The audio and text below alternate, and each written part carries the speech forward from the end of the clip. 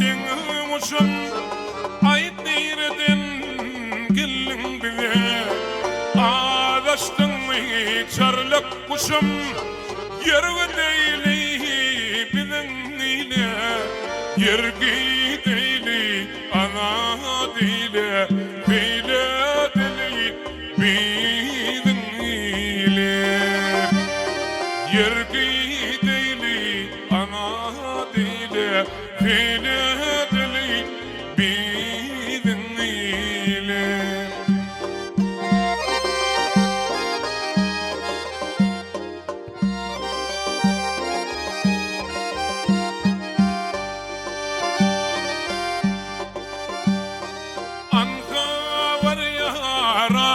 Yelken kovalan yar mutubalkan şagadamda tutup mekan ovavile denir kuşum gamgin bakma çarla kuşum ovavile denir kuşum gamgin bakma çarla kuşum ona bile denir kuşum.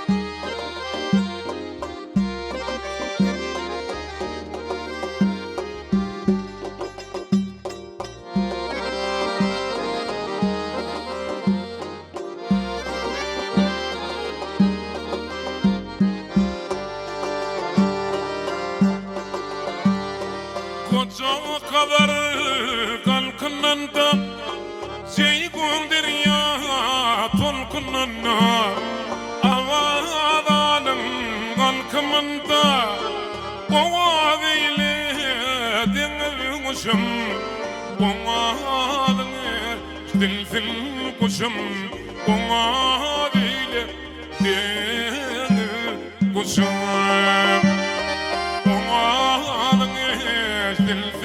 kuşum ona bile denir kuşum.